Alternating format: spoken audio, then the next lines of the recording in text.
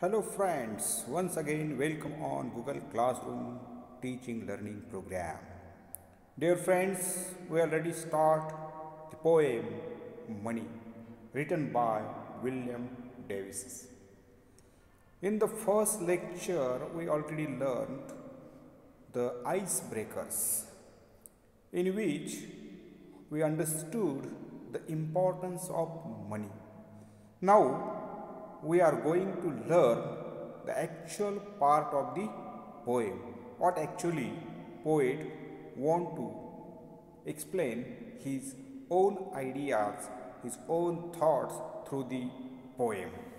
Dear friends, before going to learn the poem, it is very important to know about the writer's life, that is the poet's life.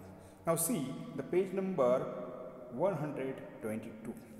विद्यार्थी मित्रांनो, आज आपण William Davis यांची मनी नावाची कविता पाहणार आहोत.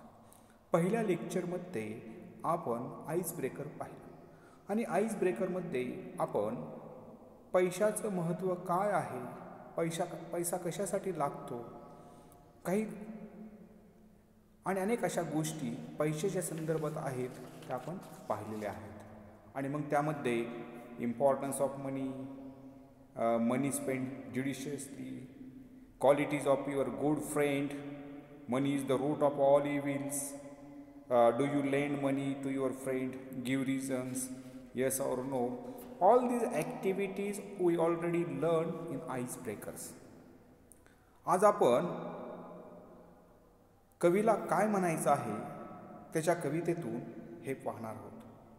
आणि तसा विषय अतिशय सोपा, सहज उमजणारा आपणाला आहे, परंतु तेवढाच तो क्लिष्टसुद्धा आहे.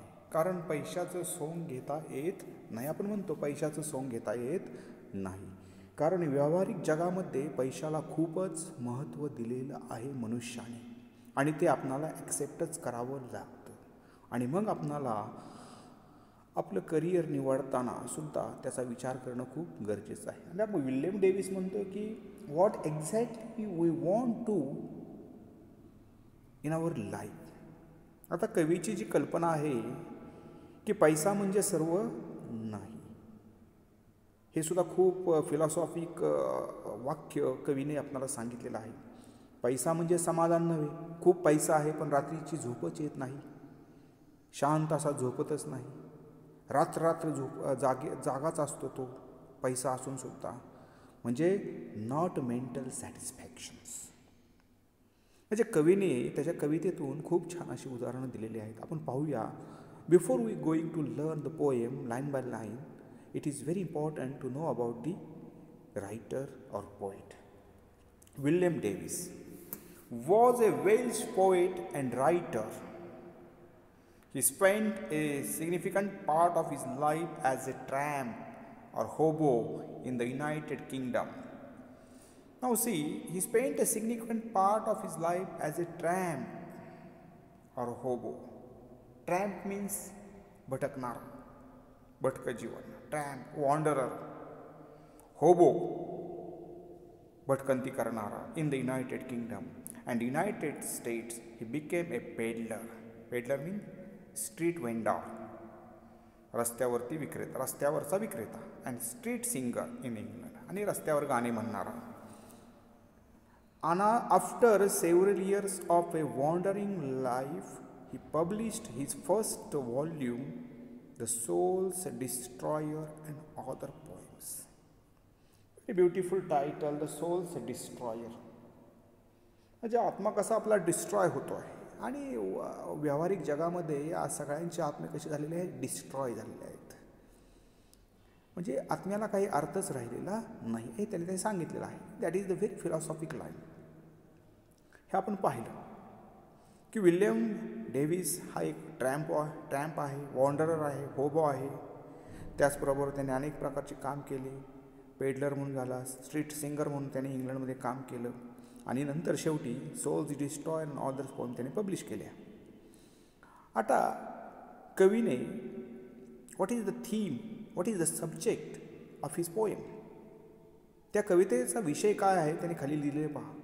The poem tells about like the rich man who wants to be a poor man to find the real happiness. Very beautiful line. The poem tells us about the rich man who wants to be a poor man to find the real happiness. एक श्रीमंत व्यक्ती गरीब होण्याचं स्वप्न पाहतो. गरीब व्हायचंय त्याला. त्याची इच्छा काय आहे? गरीब होण्याची. कशासाठी? To find the real happiness. म्हणजेच ह्या ठिकाणी आपल्याला असं लक्षात येतं की श्रीमंताला आनंद मिळवण्यासाठी त्याला गरीब होण्याची गरज आहे, असं कवीच्या मतानुसार आहे. It is a philosophic line. It is when we do not have money or have lost our money, we realize how important the money is. It is when we do not have money, ज्यावेळेस आपल्याकडे पैसाच नसतो, or have lost our money, किंवा आपला पैसा गमावतो, आपण हरवतो, त्यावेळेस आपणाला पैशाचं महत्त्व कळतं. तोपर्यंत कळत नाही. At the end, the poet says that now he doesn't have money. आणि शेवटी कवितेच्या शेवटी तो सांगतो की माझ्याकडे काही पैसे नाहीत. He has true friends though they may be few. कवितेच्या शेवटी सांगतो की माझ्याकडे खूप कमी पैसा आहे, परंतु माझ्याकडे आता खूप कमी मित्रसुद्धा आहेत. परंतु ते कसे आहेत? ट्रू, खरे मित्र.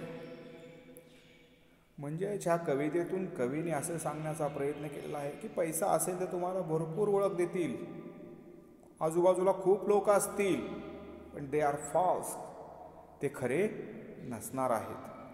म्हणजेच हा मेसेज कवीने आपल्या कवितेतून देण्याचा प्रयत्न केलेला आहे.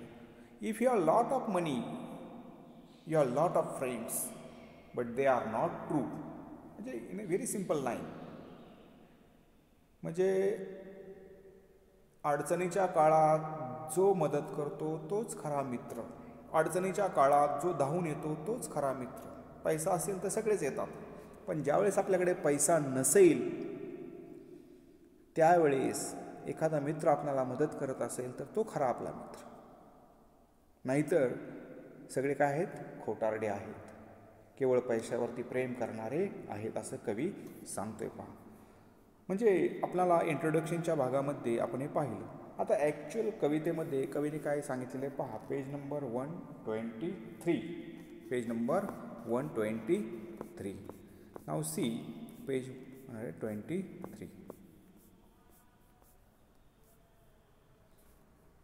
मनी. That is the here. Tramp means wanderer, loafer. Hoboe, homeless persons, beggar, peddler, ferrywala, as you already know this. And now the money. Money, very beautiful title. पैसा पैसा पैसा, आपण म्हणतो पैशाशिवाय पाणी हलत नाही. व्हेरी रिअलिस्टिक टायटल, अतिशय वास्तववादी टायटल कवीने दिलेलं आहे. किती महत्त्व द्यायचं ते तुम्हीच ठरवायचं. When I had money, oh, I knew no joy till I went poor. In the very beginning part of the poem, we understand that the poet traces on the word money. The repetition of the same word, money, money. It is a figure of speech, repetitions. म्हणजे पहिल्याच लाईनमध्ये कवीने कोणती figure of speech वापरलेली आहे? Money. Because he emphasises the word money, the subject money, theme money. Do you understand, dear friends? When I had money, oh, I knew no joy till I went poor. खूप पैसा आहे, but I knew no joy till I went poor. पण मला जाणवलं, मला वाटलं, मी अनुभवलं, मला कळलं की जोपर्यंत मी गरीब होत नाही तोपर्यंत मला आनंद मिळणार. For many a false man as a friend, when I have lot of money, I have lot of friends, but they are false. They are not true, untrue friends. पैसा खूप आहे, सर्व काय आहे, खूप मित्र आहेत, आणि मला जाणवलं, I realized that they are false. काय जाणवलं मला? तर ते सगळे खोटे आहेत. Came knocking all day at my door. सतत माझ्या दरवाजाभोवती अवतीभोवती मला माझे मित्र खूप दिसायचे, परंतु ॲक्च्युअली ते माझ्याकडे येत नव्हते, तर माझ्याकडे जो पैसा आहे ना त्यासाठी ते येत होते.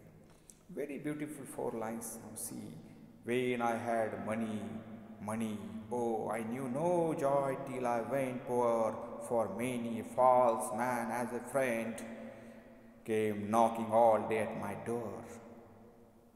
They are all with me, but they are untrue, not true friends. Lot of people around me, lot of friends around me, but they are false, they are untrue. In the first stanza, the poet explains that I have lot of money, but not a true friends. कवीने पहिल्या स्टांजामध्ये सांगितलं आहे की माझ्याकडे खूप पैसा आहे, पण खरे मित्र आहेत का? नाहीत. Now see the second stanza of the poem. Then felt I like a child that holds a trumpet that he must not blow. The condition of my. Then I felt like a child. What is the figure of speech? Simile, the word like indicates the condition of that poet. I again and again say that using I, that is the subjective poem. That is the autobiographical poem. Using I, कवी स्वतःबद्दल सांगतो आहे, म्हणजेच ती कशी आहे? Autobiographical poem आहे. कवी स्वतःचे अनुभव सांगतो आहे त्याच्या कवितेतून. तो म्हणतो माझी अवस्था एखाद्या लहान मुलासारखी आहे, की जो लहान मुलगा ट्रम्पेट म्हणजे तुतारी, नुसता तुतारी घेऊन पळतो आहे, पण ती वाजवता येत नाही त्याला. That he must not blow. माझ्याकडे खूप पैसा आहे, परंतु त्याचा उपभोगच घेता येत नाही. Then felt like a child that holds a trumpet that he must not blow, because a man is dead. Now see, the man is dead. His condition is like a dead person's. numb, बधीर झाल्यासारखे, मृत्युमुखी पडल्यासारखे झालेले आहे. Because man is dead. मनुष्याकडे कुठल्या भावनाच राहिलेल्या नाहीत, आणि ज्यावेळेस आपल्या भावना मरतात ना, त्यावेळेस आपली अवस्था एखाद्या डेड माणसासारखी असते. म्हणून कवी म्हणतो की man is dead, not sense. That is the 5 senses are dead. त्याच्या ज्या भावना आहेत त्या पूर्णपणे मेलेल्या आहेत. तो जिवंत नाही आहे याचाच अर्थ. फक्त नावाला जिवंत आहेत, परंतु कुठल्याही भावना त्याच्यामध्ये आत्ता अस्तित्वात नाहीत. म्हणजेच तो कसा आहे? Man is dead. आय डेड. मी धाडस केलं. आय डेड not speak to let this false world know. This is the world is very false world.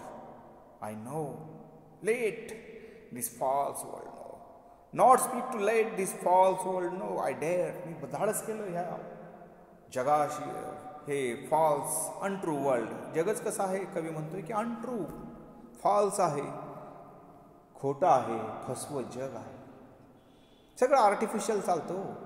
क्षणाक्षणाला माणूस बदलतो, क्षणाक्षणाला त्याचे रंगरूप बदलतात, आणि मग आपल्याला समजतं की जग कसं आहे? False world, not the true world. Dear friends, here the poet emphasizes that the world is false, not the true. This is the artificial world. This is the artificial world. World कसा आहे? Artificial, not the true. आणि मग खोटं खोटं जगायचं. सगळं खोटं खोटं चाललेलं असतं. ज्याच्याकडे पैसा आहे त्याच्याकडे खूप लोक येतात, परंतु ते क्षणिक असतात, खरं काहीच नसतं. आणि मग कवी म्हणतो की मला खरं काहीच समजलं नाही. In the second stanza, poet says that his condition is like a child who have a trumpet, but he cannot blow. म्हणजे माझी अवस्था एखाद्या लहान मुलासारखी आहे की ज्याच्या हातामध्ये ट्रम्पेट म्हणजे तुतारी आहे, परंतु ती वाजवू शकत नाही. माझ्याकडे खूप पैसा आहे, परंतु मी त्याच्यामध्ये सुखी नाही आहे, समाधानी नाही आहे. In the second stanza, we understand that the poet's condition is like a child. Now see in the third stanza what exactly poet want to say in the third stanza.